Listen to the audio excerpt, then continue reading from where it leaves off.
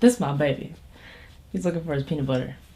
But, this is my baby. I just got him.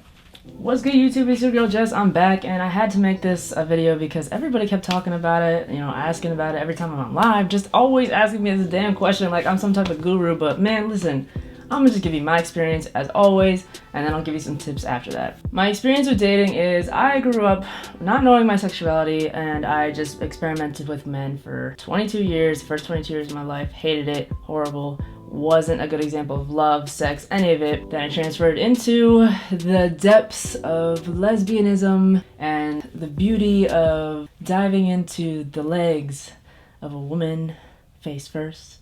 So I had a relationship right out the gate. I went straight into an abusive, horrible relationship that I talk about in my other videos. Go ahead and check those out. After that, for 6 months, I was living on my own. I was doing my thing. I was going crazy, being just gay and free and just being a little thought.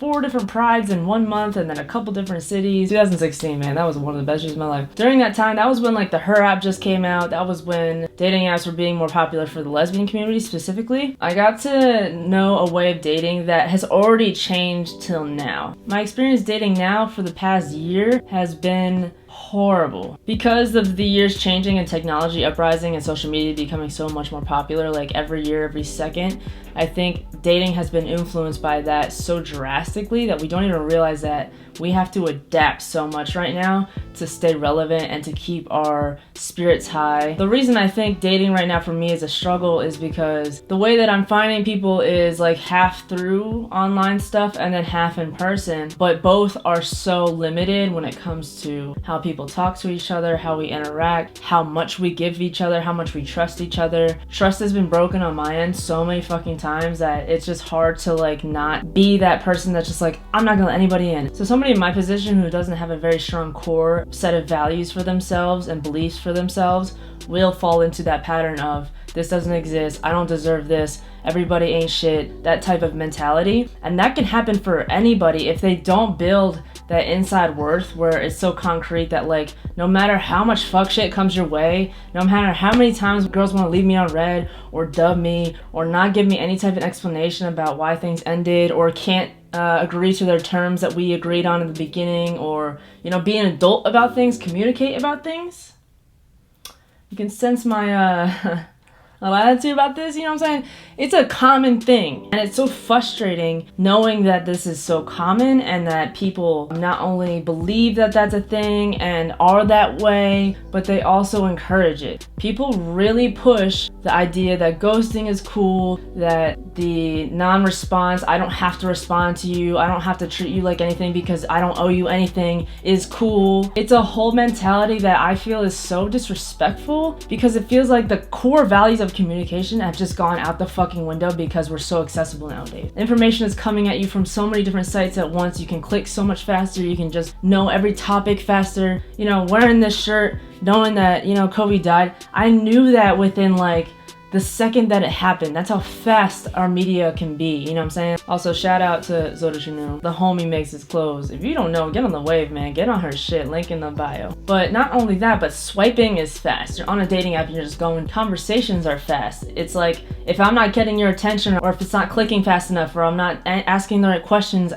there's so much pressure within those first couple conversations. People literally just leave me after that. And I've sadly become one of those people in certain ways, and I don't want to be one of those people that doesn't trust people or I can't do it because of all my bad experiences. The bigger picture is like when things like that happen to you, you have to adapt. Adaptation means just coming back to yourself. How can I be okay? And you have to apply that to dating. Dating right now sucks. It's overwhelming. There's so much going on all the time. You just have to build those core values first so that way adaptation isn't so hard when it comes to first starting, during the relationship, after the relationship, making sure that you're good here first. Everything else won't be so intense. One thing I will say about dating right now is I really like the fact that a lot of us are being more free to just dating. I feel like that concept where we kind of switched it to talking, like that's a new generation thing. I personally think it's a way healthier way to do things. For me, dating is kind of just like meeting a person that you're attracted to, getting to know them, and seeing where it goes. That's all I ever think dating is. It's okay to have preferences and stuff and things you need to see in a person before you even start to that stage with them. I get that. But I think the whole concept of going into it thinking, oh, I can't do this unless I'm gonna marry this person, I think that's crazy. I think that's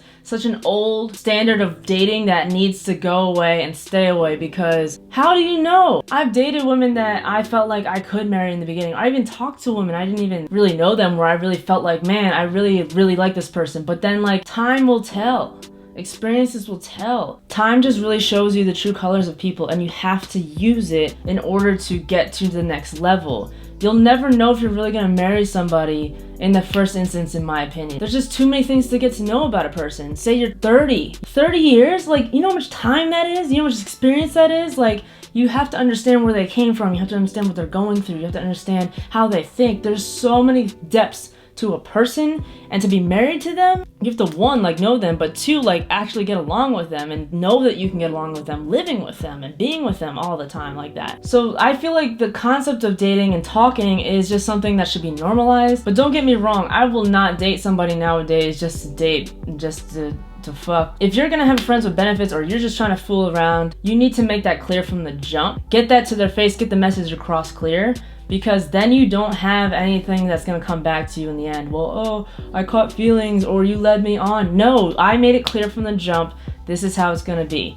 If things change, or if you want things to change, communicate those things. I've had so many situations where just the communication from either end was not happening, and then all of a sudden things would go to shit real quick. And all we could have done was just talk about it. If you were feeling some type of way, say it. And that goes back to the core values. Knowing how to communicate and hear, knowing you is so fucking important. I always mention that, I always emphasize that, because it's true. That way you can give somebody a blueprint. It's never gonna be complete, but it has a certain level of completion of wherever you're at in your life. But you also need to have somebody who's gonna want to hear about that. And that's the other portion that I don't understand why it doesn't exist. It's so hard for me to find someone who actually wants to hear about my side of the story, get to know me from me. And a lot of women will say that, but they don't show it. They'll say it all day long, but they don't show shit. Now, if you're just dating and you're in a stage where things are cool, you're not sure where to go with it, or you feel like it's getting kind of serious, you have to keep communicating the entire time as you're going. Take your fucking time. I don't understand why there's always such a rush with people.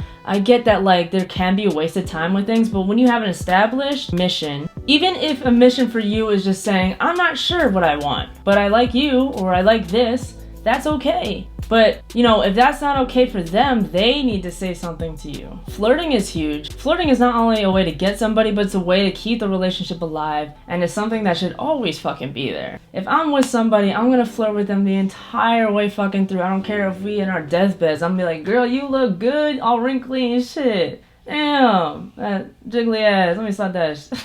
Because think about it, the way that you got that person was the swag that you had, the flirtatious vibe that you had, or they had, or whatever.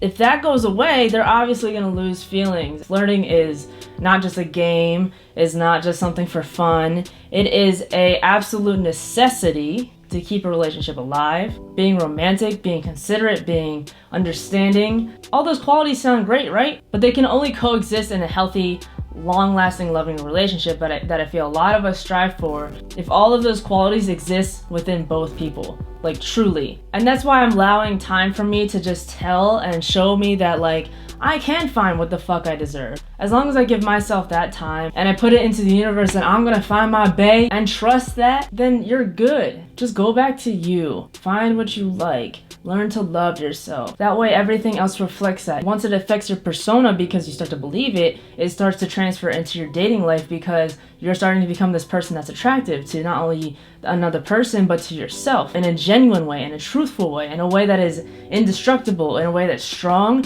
And that is so fucking attractive to anybody. I don't care who you are. Everything starts to come together because you're strong in here and you can do what you want and be who you are unapologetically because you've earned it. And I say this from a place of I've never been single except that 6 months that I described. So now that I've been single for a year plus, I'm finally in a place where like I can be okay during a whole fucking pandemic. Like I can be okay no matter what situation I'm in. I'm so entertained in here, man. And I know that somebody's gonna love this because I love this. That's how this shit works. And that fear of dating and going into things and trying new people is gonna dissipate because there's so much confidence to hear that no matter what fuck shit happens, I'm good at the end of the day. People respect that, your body will respect that, your mind, your soul will respect that, and you'll be okay. You'll be good. So you can do whatever. Put out more of your personality in relationships and stop being so shy and withheld, because that's not gonna get you anywhere and that's not gonna get you the person you want. You don't want somebody that's gonna have to pull that out of you all the time. And you don't need somebody that's gonna complete you.